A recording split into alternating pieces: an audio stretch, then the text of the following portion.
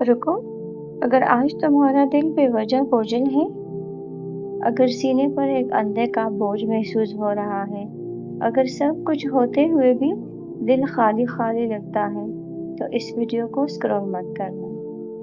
کبھی ایسا بھی ہوتا ہے کہ انسان مسکرا تو رہا ہوتا ہے مگر اس کا دل خاموشی سے ٹوٹ رہا ہوتا ہے۔ وجہ بھی سمجھ میں نہیں آتی، لیکن آنکھیں بار بار نم ہو جاتی ہیں اور دل کسی اندھے کی کمی کو محسوس کرتا ہے۔ اگر آج تم بھی یہی کیفیت محسوس کر رہے ہو تو شاید یہ ویڈیو محض اتفاق نہیں، شاید اللہ تعالیٰ نے اسے تم تک کسی خاص مقصد کے لیے پہنچایا ہے۔ ہم اکثر ہر تکلیف کو سزا سمجھ لیتے ہیں، حالانکہ ہر درد سزا نہیں ہوتا۔ کبھی کبھی اللہ تعالیٰ اپنے بندے کو دنیا کی بے ثباتی کا احساس دلا کر اپنی طرف واپس بلا رہا ہوتا ہے۔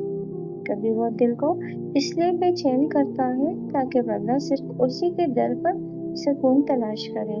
اللہ تعالیٰ فرماتا ہے سورہ رعد میں، خبردار، اللہ کے ذکر سے ہی دل کو اطمینان ملتا ہے۔ اگر تمہارا دل بھاری ہے تو ہر بار لوگوں سے اپنی تکلیف بیان کرنے کی بجائے ایک بار تنہائی میں وضو کرو، 2 رکعت نماز پڑھو اور سجدے میں اپنے رب سے دل کھول کر بات کرو۔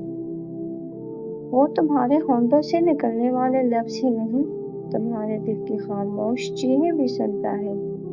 وہ ان آنسوؤں کو بھی جانتا ہے جو کبھی کسی انسان نے نہیں دیکھے۔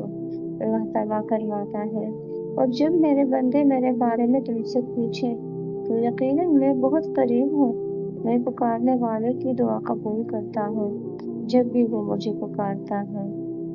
اس لیے کبھی مایوس مت ہونا، یاد رکھو، جس رزق، جس خوشی، جس کامیابی اور جس انسان کو اللہ نے تمہارے نصیب میں لکھ دیا ہے، دنیا کی کوئی طاقت اسے تم سے چھین نہیں سکتی، اور جو تمہارے مقدر میں نہیں اس کے پیچھے اپنی زندگی ضائع کرنے کی ضرورت نہیں۔